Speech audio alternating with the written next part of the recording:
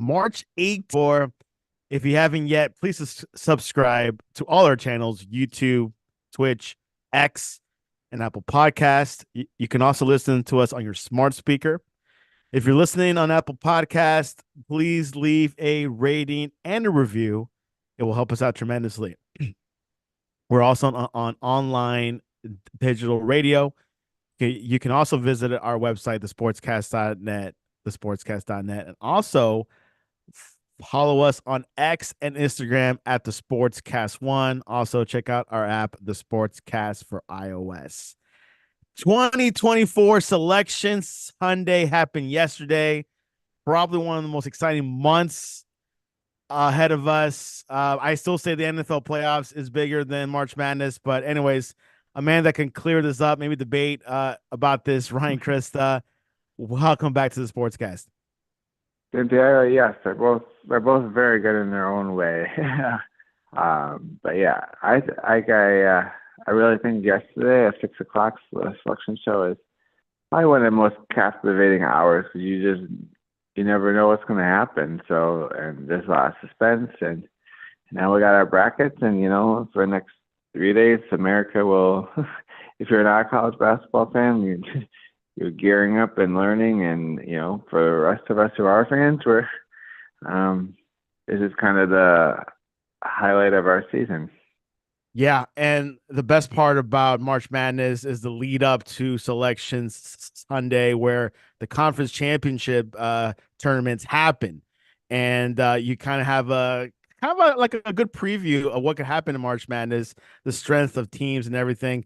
Ryan, which conference championship tournament that really struck you the most this year? Well, in general, I think you've got uh, you had some bid stealers. I think you got and North Carolina State. That was a team had no chance to make the tournament. And then they catch fire in a bottle here this week, and they keep building confidence. And they beat Duke and North Carolina to go on and win the championship. That was um, cool. And then, I think one note that really struck me was that, New Mexico, coached by Rick Pitino's son,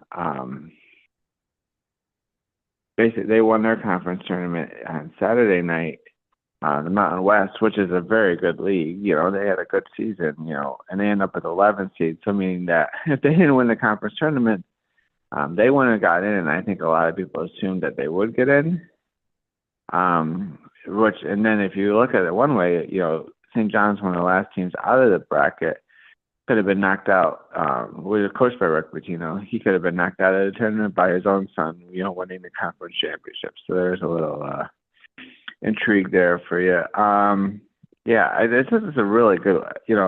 I love March Madness, and I love Selection Sunday. But you said Selection Sunday is like a halftime, for college basketball fans in the sense that you just had a whole week of all these tournaments. You got game on game. It's probably one of my favorite weeks to be at work because every day at work, I'm just listening to games while working, so it makes the day go by very quickly. But conference tournaments, the lower leagues, you got to win to get into the tournament. But then you got some of the bigger leagues, and I think some of the your power conferences, you really got to understand the mindset. Was Duke really in it to win it? I don't know. Maybe they're just trying. If they win, they win. If they don't, they don't. I mean, if you have a chance to win a championship and put a banner in your arena, you go for it. But obviously, the most important banner is hung up in the one that's being won in a month down in Arizona. So everybody's got a different when it comes to power conferences. View on the conference term. But I think NC State's run to kind of just go out there and steal a bid was quite captivating. So and then you got some of the small school snubs. Most notable, I think Indiana State. A team that had a great year, went all the way to the championship, and I think one of the better non-Power 5 conferences in the Missouri Valley. Lost to a very good Drake team and they end up getting the short end of the stick there. But so you just there's a lot of storylines. Everybody's can moan and complain. Seeds, who got in, who got in. But you've had 4 months to improve your resume. What you do on the court matters. So it's schedule hard games and win hard games. That's really what the committee said. Yeah, a lot of obviously, a whole lot of question marks of like the whole rankings. But to be honest, the clear number one for this year's March Madness was the UConn Huskies.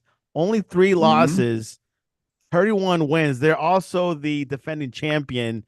Had a great successful run last year. I believe they were not favorite last year, but now they're favorites this year. Ryan, how do you see this UConn team this year? Oh, they're great. I think they might be just as good, if not better, last year. And they lost some pieces, but they're deep, they're tall, they're athletic. If they're coached by Hurley, they're going to defend, and Danny Hurley's really turning himself into quite the coach here at UConn. Winning championship last year. I think he did great at Rhode Island too. Kind of learned the craft, and he's really his trajectories. Obviously, they won a championship. They're favored to win this year. What I really like about their bracket, and I think this is a tournament key, and I think they mentioned it on the selection show, is you got all 4 teams from the Final Four all in one East region bracket. Yeah. I mean, I don't think it's the hardest region rule for UConn. They should, obviously beat Stetson. That's not an issue. FAU is a team with a lot of high expectations this year, and probably because of their Final Four run, got the benefit of doubt. I mean, they were a 9th seed last year, and I think they had a better resume than last year than this year, and they definitely weren't playing their best basketball at the end of the year. And then I think that really a matchup I'm really looking forward to seeing is the potential of a Auburn UConn Sweet 16 matchup. Auburn, I think, got dinged a little bit with a lack of quality victories. They won a lot of games. They didn't win a lot of spectacular games, and that's some of it wasn't their issue. Just they played in the SEC, but they go out and win the championship in the SEC in really dominating fashion too. They get up and down. Bruce Pearl teams always are a fun watch, and it'd be a really entertaining potential Sweet 16 matchup. Yeah, quite a matchup. As Ryan said, East Region features 4 conference championship winners. I don't know if that's been done before historically, but it is a lot. But Ryan says not much of a threat. It's manageable. It is what it is. Let's look at the breakdown of how many teams from each conference went. Big 12 has 8, SEC 8, Big 10 6, Mountain West 6, ACC 5, Pac 12 4, Big East 3, the American 2, Atlantic 10 2, West Coast 2.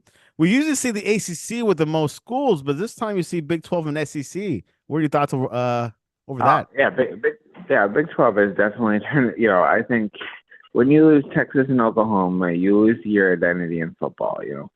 So I think what they do, and they go and they really, Brett Yormark, the commissioner, is really trying to have a basketball powerhouse league, and really encouraging their teams to put money into basketball.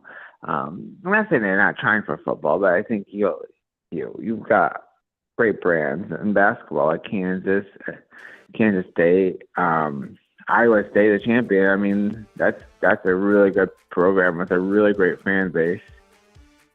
Houston, I think it's just a really great basketball conference. So no, it does not surprise me. And then you had BYU.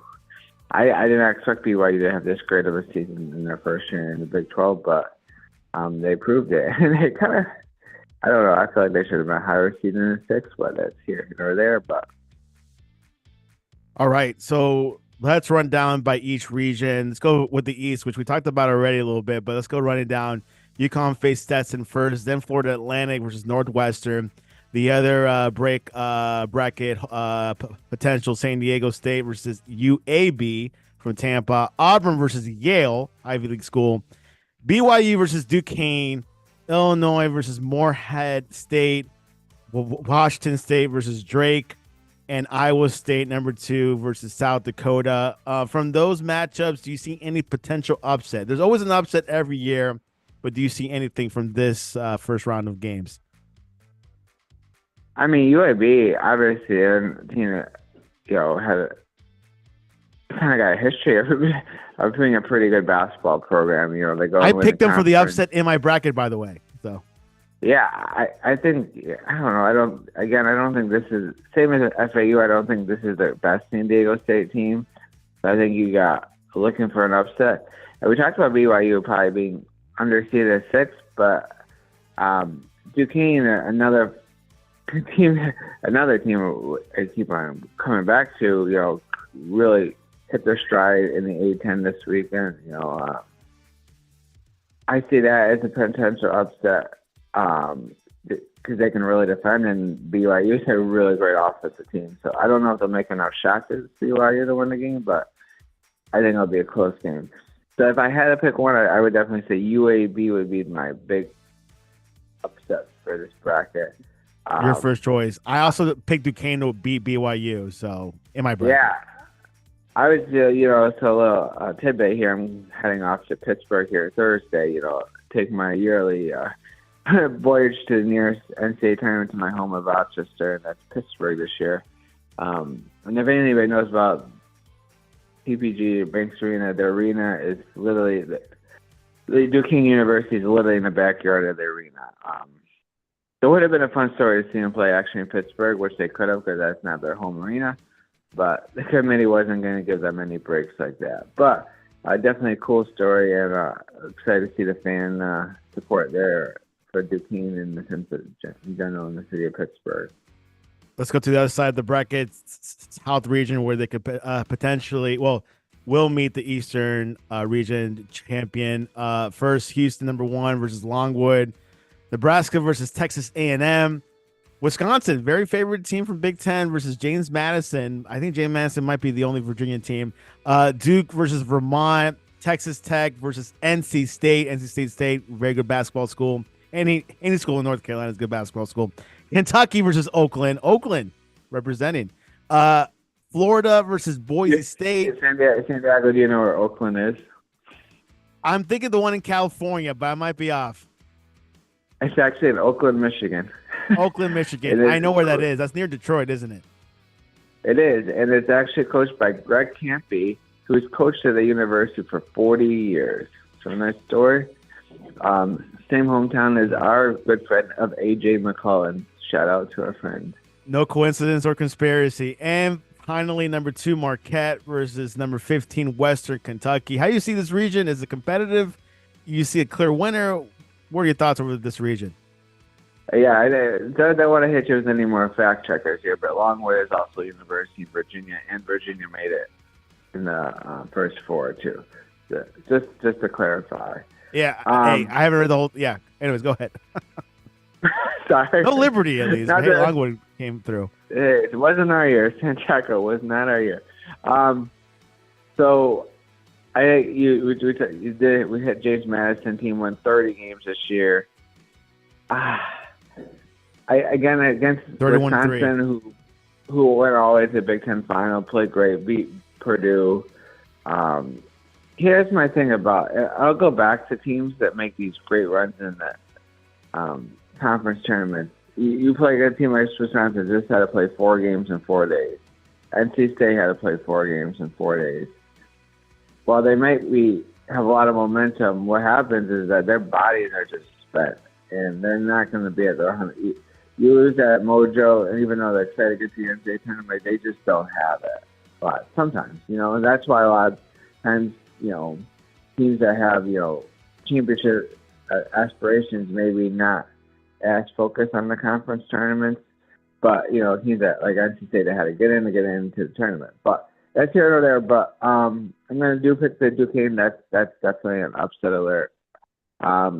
Duke, I think Duke is just – I've seen Vermont play always a competitive team. Always in the March Madness. Just rarely ever makes that big upset. I think Duke will continue that.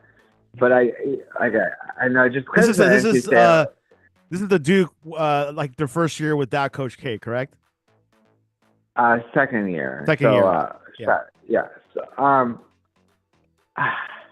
if I had to pick another upset, I do. As I just said, I don't know how much legs NC State has. I really think if they have enough legs, I think they'll definitely beat Texas Tech. But I just don't see anybody really pushing Houston in this bracket. I think Houston, I know they didn't do well Saturday night against Iowa State, but this team flat out defense. Shed is a great player. I don't see a lot in this bracket. Florida is a good team, but they had a horrific injury to one of their players yesterday in the conference championship. The only thing I could see if Kentucky, might be the most talented offensive team in the country, but might be one of the worst defensive teams I've seen. So I think a Houston-Duke matchup in the 3-16 is intriguing, along with a potential Kentucky-Marquette if, Tyler Kolak is healthy for Marquette. But they're just, even if everybody's full straight, I think Houston gets this bracket. Houston has some good history with March Madness. Florida, your team, basketball team in college sports, their coach got their contract renewed, head coach. Yeah, great. Todd Golden really, he had a rough first year. Second year, kind of figured out what they needed to fill the roster, hit the transfer portal hard. Really turned the trajectory of this program around. It's hard to win in college sports now, the way things are with. You really have to recruit your whole team every year, but I think he's got a good idea what wins in the SEC now. So I like where they're going. I guess one more fact, though, I think Boise State playing a playing game in Dayton is kind of a slap in the face to – this is a team that had a really, really good year and a really good conference nonetheless. I do believe they'll probably beat Colorado pretty easily, and I think them and Florida will be a really entertaining game in the second round. Yeah, and there is a few of the first four, which is kind of like the NBA play-in, where they play in for the final spot in March Madness bracket. So keep that in mind. Midwest region, number 1 Purdue versus Montana State or Grambling State. Then number 8 Utah State versus number 9 TCU, Texas Christian. Number 5 Gonzaga versus number 12 McNeese State, which I've not seen that team before as far as the top of my head. Kansas versus Stanford. McNeese State is a team in, I believe they're in Texas, but they're coached by Will Wade. If that name sounds familiar to people, that is a former coach of LSU who got in trouble with one of those recruiting scandals with a shoe company. Was forced out of LSU and gets the job at McNeese and ends up really turning that program around very quickly. And then we got Kansas versus Stanford, South Carolina versus Oregon, number 11 Oregon, Creighton versus Akron, Texas versus Virginia or Colorado State. There's another third Virginia school possibility. And then Tennessee versus St. Peter, another new school name which I don't recognize. How do you see this Midwest region, Ryan? Who do you think will win? And do you have any upset in that region? Well, let's rewind a little bit. Everybody should be a little familiar with the name St. Peter. They did make that miracle run to the Elite Eight a couple of years ago. I remember now. Okay. All right. Just jog everybody's memory here, Santiago. I know you're a little older now. Another year. Things are. And I'm not much of a college basketball guy. You watch it every week more than I do. Yeah. It's just no problem. Just jogging you there. Yeah, this is an interesting bracket. Purdue is a team, who obviously lost in another upset last year to Fairleigh Dickinson as the number 1 seed. Do they have redemption story? This happened once all the time in Virginia. Lost to UMBC next year to come back and they win the championship. Is Purdue going to find that same fate? We'll see. Another hot Kansas, a team that's really struggling, injuries, depth. Playing against Stanford, who is a very interesting team because they play a unique style where they're going to press you all the way. So I really think this Kansas is on big upset alert. This is not a good matchup for them. Well, I think Hunter Dickerson will have his way inside. I think Stanford will pull off this upset. We talked a little about McNeese State against one of my other teams, Gonzaga. Gonzaga is a staple in college basketball. Yeah, they are, and they're definitely an upset alert. But I don't think both of them will win. I think Gonzaga wins and Stanford wins. In Alabama, South Carolina is number 6 seed. Team that probably overachieved. Oregon, there's another team who had a really good week last week. Another team that probably would have made the NCAA tournament without winning the Pac-12. Last year of the Pac-12. Yeah, they won the last ever Pac-12 championship. There's a trivia question for you. There you go. They won the. So you're saying this Midwest region, Ryan, is going to be closer than you think? Yeah, I definitely. I think Tennessee at their best is good. Texas, a lot of talent. Creighton, a really well-coached team. Greg McDermott always has his guys. Baylor, Shireman is a fun watch. I'm gonna. This is a very unpredictable region. It feels like. Yeah, it does, and I think you're not gonna have a number 1 seed. You might have. I don't know. Tennessee's a tough team to predict too, because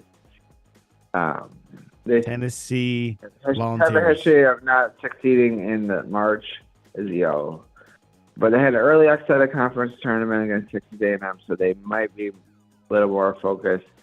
I'm going to go Tennessee winning this bracket. So, number 2, Tennessee. Okay, that's fair enough. Midwest region, Brian's indicated this is a close one, more competitive, no clear winner. So this might be a toss-up, practically, that could be the right word to it.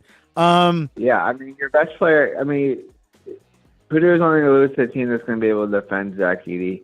I think Gonzaga tried to this year. It's not pretty. I don't think Purdue will have much of an issue if Gonzaga makes that far. But I do think Tennessee has a lot of the athletes to compete with Purdue. That's why I picked Tennessee. All right, let's move over to the West then. Finally, the West region. We got number 1, North Carolina, Michael Jordan School, UNC versus Howard or Wagner. They got Mississippi State versus Michigan State. Michigan State definitely has some dark horse tendencies. St. Mary's versus Grand Canyon. Is Grand Canyon that online school? Alabama, Nate Oates versus Charleston. Clemson Tigers versus New Mexico. Baylor versus Colgate. Colgate is also a small school that goes in deep sometimes. Dayton versus Nevada. And Arizona versus Long Beach State. Another school that I don't see as often. Maybe Ryan does, but what's going on with this region? Looks pretty tight as well. All right, let's get some facts here. Long Beach State, coached by Dan Munson, who was the original coach of the Gonzaga hierarchy, that program. Took him to the Elite Gonzaga Eight, tree. Yeah, so he goes in 1998, I believe. It takes him to the Elite Eight, and then takes his job at Minnesota, gets fired, ends up at Long Beach State. He's coached there for a long time. Gets fired before the conference tournament. But then they go on a miracle run in this conference tournament and end up winning it. So he gets to coach at least one more game for Long Beach State, So a really cool story there. Grand Canyon, no, it's not an online school. Yes, it is very comparable to our Alumni Liberty, a Christian school out in Arizona with a big online presence. But also which school was that school that we talked about that they have a basketball team, but the school shut down a year ago? I forgot the name of it. Anyways, keep going.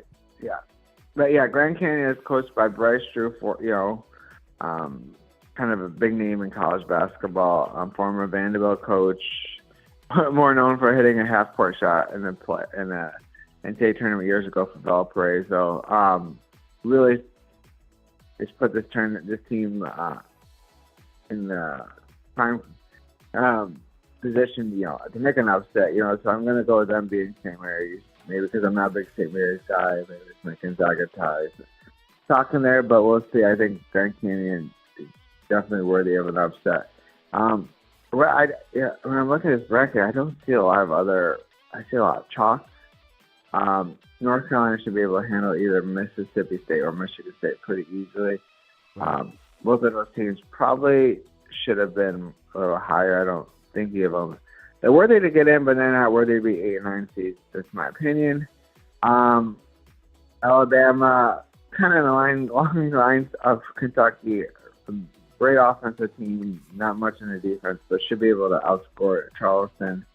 Who also renewed their head coach contract too. Yeah, so another great coach in NATO's. North Carolina Alabama matchup would be pretty entertaining. I could see Alabama winning, but I'm going with North Carolina. Looks pretty predictable for that region for you. Yeah, I mean, everything's leading to me. I could see Baylor getting past Arizona. Arizona's I don't know, because Pac-12 is not a great conference for basketball. So, but that's why we will never see them again after this year. Yeah, so I'm actually gonna, I'm gonna throw out there. I think Bryce Drew gets Baylor into the Final Four and they win this bracket. They're just a steady team, all year. They never went on a losing streak. They never, they would win 3 or 4, lose. But I feel like they're just so consistent, kind of as their coach goes. So I definitely think they're winning this game. And winning this tournament. Winning their bracket. Oh, which that leads me to my next question. You mentioned the Final Four. Who will win it all? Who will make the final, and who will win March Madness 2024? I'm gonna based on my predictions just gave I got UConn and Baylor, with UConn beating Baylor, Houston versus Tennessee, with Houston winning, and then UConn beating Houston. So I think we're gonna have a repeat champion. UConn back-to-back championship. That doesn't happen often much in college basketball, doesn't it? I just think what I've seen this year is just consistency every game. They don't beat themselves or deep. To me, the players might change, but the system's still there. The way they play is still the same, and that's why I think this is a team that's going to be in the hunt for championships for years to come. Well, there you have it. The festivities begin tomorrow with the first 4, and then the actual first round of March Madness begins on the 21st of March. A couple of days off for the players to get all settled and everything. One team you really talked about was Illinois. I was impressed with Illinois when I saw them yesterday. Your thoughts over that team? Yeah. Definitely a great run this last week, in the Big Ten tournament. Got a nice victory over Wisconsin to win. They're led by Terrence Shannon, who had some issues in the middle of the year, and he was out for a while dealing with some personal things, and he kind of sputtered. He comes back, so they're 3 seed for their body work is probably where it should be. Would I be surprised if they can make a push against UConn? No, but I don't think they're as good as UConn when I watch them play. Well, there you have it, Ryan Christa, March Madness. He's hooked on. It begins this week, runs into April. So a lot to go on. You'll probably see the first round of games during the work hours. I have a TV usually here at the office, so I watch some games here and there, but things get really exciting. As I said, I think NFL playoffs is more exciting. Ryan probably thinks they're two different things. It's like comparing apples and oranges. I don't know about Absolutely. that. Absolutely. Well, talking about the NFL over the weekend, the biggest trade of the NFL offseason happened. Justin Fields was traded from the Chicago Bears to the Pittsburgh Steelers for a conditional 6th round pick. Fields will be joining Russell Wilson, who just got picked up by Pittsburgh last week. Ryan, your thoughts over the Steelers? Totally a huge makeover. Also, I forgot to mention Kenny Pickett got traded to the Eagles. So it's just Yeah. those two quarterbacks for now.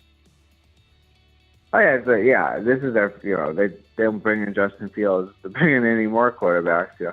Russell will probably get the nod early in the year, and eventually probably give way if things don't go perfectly. Or Justin Fields, I just feel like you're gonna get a lot of the crowd probably knowing that Fields is a long-term option. Russell Wilson signed a one-year deal.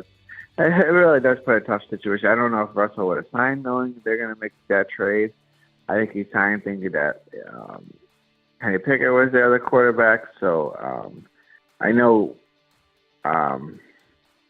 Mike Tomlin reached out to Russell Wilson before the trade became public to let him know. Yeah, it's interesting. It's a trade the Bears had to make because they're set on drafting, I believe, Caleb Williams, and you can't have Caleb Williams and Justin Fields there. And I think it's a 6th-round pick that becomes a 4th-round pick if Fields plays enough. It's probably not what they were hoping to get in this trade. A former second overall pick. They're probably hoping to get a little more out of that, but the Bears, really put a lot of weapons. I think this team, they go and sign Swift. They get Keenan Allen. I think this team is really went 2 games in the playoffs. I think they would just be happy to get to the playoffs. I don't know how good. Well, they have been going the past couple of years already with what they had with Kenny Pickett. Steelers or Bears? Oh, no, I don't. The Steelers. I mean, Chicago is still unknown. They didn't get that first-round pick. That first pick. Steelers, I don't know. They got some holes. But it doesn't take away the consistency. And I know they're never glamorous. They always find a way to be right on the cusp of the playoffs every year. So good for them. But the Bears, I think the Bears all depends on how quick Caleb Williams adjusted playing right away. They gave him some weapons, 5 more weapons than Fields got. So he's going to have a shot to help. Because I really think, the Lions are good.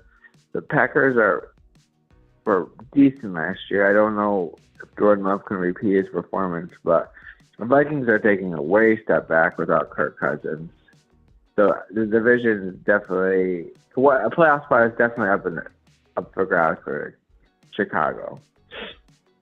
Well, a lot going on in NFL free agency. It's probably the craziest free agency I have been through so far. I'm not sure about Ryan. I can't think of any other better years. Santiago, a week ago, I remember you literally couldn't hit refresh quick enough on Twitter, all these signings, it was crazy.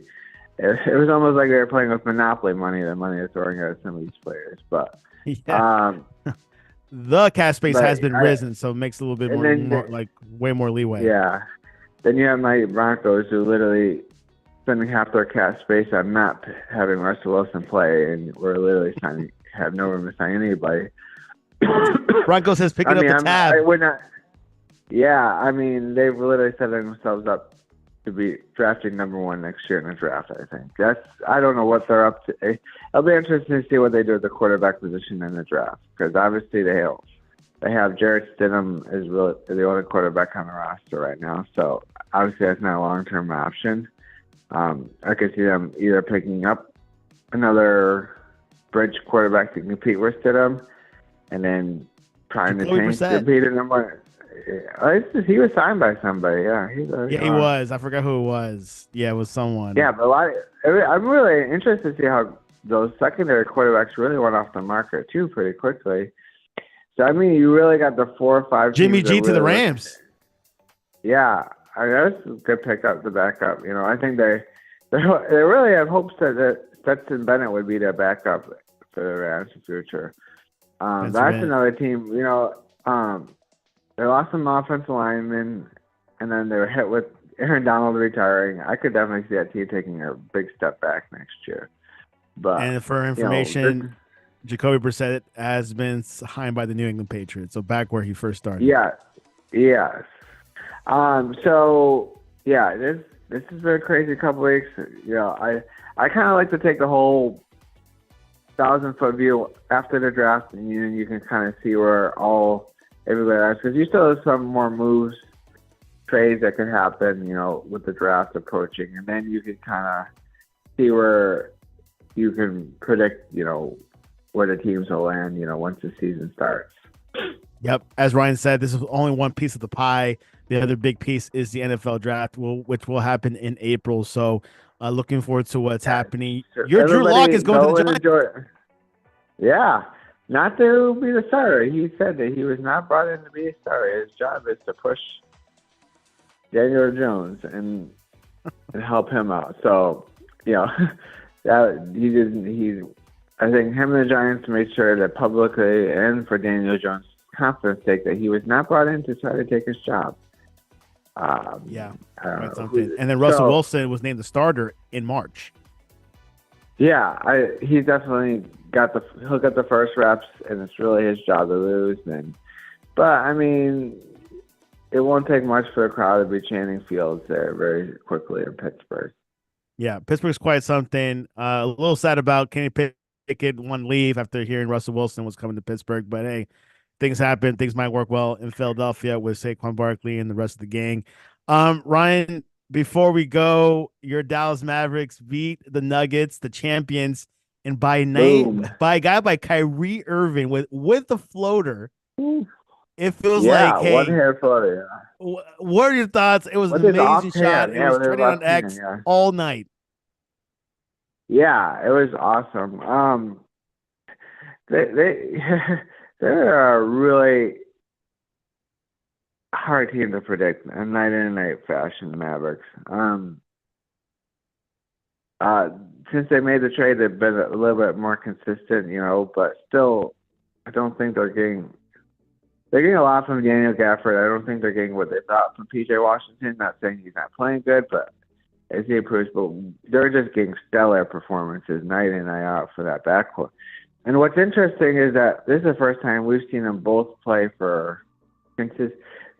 together for a long time, and we're getting what we thought: a lot of great offense and a lot of bad defense. But last night, they really showed out defense. They held in the Nuggets 105 points. Djokovic only 16 points.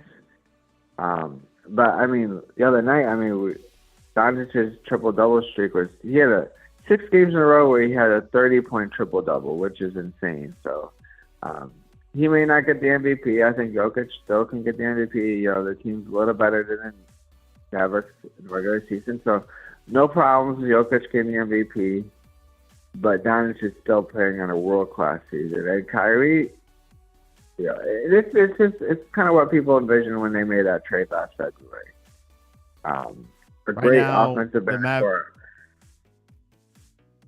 Right now, the Mavericks are sitting at 7th place in the Western Conference, behind the Kings, Pelicans, Clippers, T-Wolves, Nuggets, and OKC.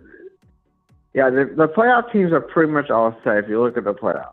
And when I mean the playoffs, I'm also the top 6. The top 10. Top 10. You include the play-in. Play-in is the playoff for you. Okay. Well, I'm just saying teams that qualify for the postseason, I would say. Is the play-in postseason? That's debatable now. I'm saying the playing games beyond the 82. So here you got 1 through 5 are pretty well positioned in the sense of those, those 5. Then you got the bottom 5. Yeah, and then you got the bottom 5. So 6 through kind of everybody wants that 6th position, so they don't have to play in the play-in. Right now, the Kings over the Mavericks. There is a gap between the Lakers and Rockets. So yeah, you sound pretty correct on that one. Yeah, so I mean, unless the Rockets go on a crazy run, they're doing better than obviously they have before, but they're not. I think they'd be okay not even playing the play-in. They just, the Lakers. They'll sleep. Yes. But yeah, so everybody wants to get to that 6th position, avoiding it. So the games are definitely meaningful down the stretch and you got some big name teams in that play-in spot right now, Santiago. You've got the Mavericks, old-timers, Suns, Warriors, and Lakers. That might be the most exciting play-in teams we've seen in a while or ever. Yeah, It's only been 3 years. ESPN and TNT are calling for those playing games. Those would be I'm some sure huge they ratings. are. They need those ratings, by the way. Yeah, I mean, goodness. I mean, if you said those teams, you thought those teams would be fighting for the top 4 spots, not for the bottom 4 spots. But that's just how the Yeah, year goes. And but keep in I mean, context, they're pretty yeah, old players, so yeah. I mean, what you have with the Warriors, you have inconsistency in the lineup, but they're playing well when everybody's there. Suns the same issue. They've got these big three, but they haven't been able to all play together, and their depth around the big three is not there. But here's the thing with the Warriors: from So, all these other playing teams, Ryan, the Warriors could turn on the switch, and that could be dangerous for the other playoff teams. Curry could turn on a switch. I mean, I just I don't see Klay Thompson can have a game. He's not going to have a series. I just don't think it's in him anymore. But he is coming off the bench scoring 25 points. He could, he is, but it's not game in and game out. Like they can come go. Obviously, the addition to really Jonathan Kuminga really turning it on, and it's been huge. And I don't know, they're not. I don't think you're they're not convinced. Contenders. I'm not convinced. No, but on any given night, with Curry will always give you a chance, and if Thompson gives you a Thompson-like performance, so they could win any game against anybody any given day. But that's not how the NBA playoffs work, though. True, and that window's closing for the Warriors. Obviously rumors of Klay Thompson wants to be traded out. We'll talk about that when we get to the off season. But yeah, does Klay Thompson want to be a lifetime Warrior coming off the bench, or is he looking to get a payday and try to resurrect his career? Yeah, a lot of question marks for the Warriors. Of course, the Lakers with LeBron thinking about retirement, talking about it since the All-Star weekend. How does he want to retire? He always want to play with his son. He always want to play with his son, and then it doesn't look like his son is NBA ready right now. Which he might enter the draft, apparently. Ronnie's he might enter the draft, but he's not going to get drafted. I mean, he's not going to get. You don't think he's a draftable player? I mean, is he one of the 60 best players in this draft eligible this year in the whole world? No. Okay, because I know he's not the best in USC, I heard, but he does have a name. No, he's the third best player on a bad basketball team. That's what you have to know. Like, he's not – like, he's a good player. He had a serious part issue to send him back this year. I mean, let's take that into account. But yeah, that does have a factor to it. I mean, so it's the fact that if he just wants to go in the NBA, or he's trying to get in the NBA, and the Lakers will probably pick him up so they could keep LeBron happy. That's all I can see. But hey, for Santiago, I don't know the next time I'll talk to you, but I am heading out to Los Angeles here in a week. You're going to catch a Laker game or Clipper game? The Lakers are potentially on the docket, but this is not a basketball trip, Santiago. My family, especially my son, is a huge baseball fan. So our goal in life is to get to all 30 Major League Baseball parks before he turns 18. So we are heading to Los Angeles, where we'll be going to Dodgers game, a Padres game, and an Angels game. But yes, there will be other things. That's not a bad goal. Yeah, a bad bucket list. I mean, that's very doable before 18. Very doable. But if anybody's got any leads on cheap liquor tickets on, April 6th, hey, you're more than welcome. Let me know. Yeah. I mean, I would love to go to a Clipper game to that new stadium they're going to build, the Intuit Stadium. Oh, yeah. Yeah, out by the Rams and Chargers Stadium in Inglewood, yeah. There you have it. Well, we had some college basketball talk, March Madness talk, NFL, and, of course, some NBA. So a lot going on in sports. And looking forward to the next couple of days with college basketball, March Madness. The craziness happens. Gets really exciting. And, of course, the NBA, the playoffs in April. So looking forward to it. Ryan, before you go, what is the best way to reach you online to ask you, hey, are you going to watch some UFL this season? Too busy watching baseball. By the way, they're saying spring training is too long. the same arguments for the NFL preseason. Yeah, it's long. It's tiresome. I mean, they've been playing baseball there for like a month. Well, I mean, the Dodgers. I mean, Dodgers and Padres had a preseason game like in third week in February, and then I understand because now they're actually in Korea playing a regular season game Wednesday and Thursday in Korea, and then coming back and still having more spring training games when they get back. So yeah, it's a long. But I don't think when people complain to player, it's long for the players to be away from their home and their family and whatever. Yeah, I think that's more the issue. But they get paid the big bucks. Yeah, but it's very important for organization because organizations are full of hundreds of players, and this is a good way to evaluate everybody in the organization, get them all there at one time. So, yes, it seems long. Top players can complain because they're used to a life of luxury, but it's important for everybody in the organization to get a fair shot at being evaluated, and for the teams. All right. So, what is your X so people can talk to you about all that stuff? Oh yeah, Mad Dog Report. There you go. There you go. You can reach your Mad Dog Report. You can also reach us at thesportscast.net, our website, or the Sportscast1 on X and Instagram. We'll be live tweeting all week, all month, actually. This tournament's a month long, and we'll see who rises to the top and who will break. There's no Oral Roberts this year, but there'll be a new school. Maybe Grand Canyon might go deep. I don't know. We'll find out. We'll see. That's what March is all about. Finding Okay. in there. That's what March is all about. Ryan, I appreciate you coming on to the Sportscast. All right, Santiago, and again, have a great birthday. Basketball in March.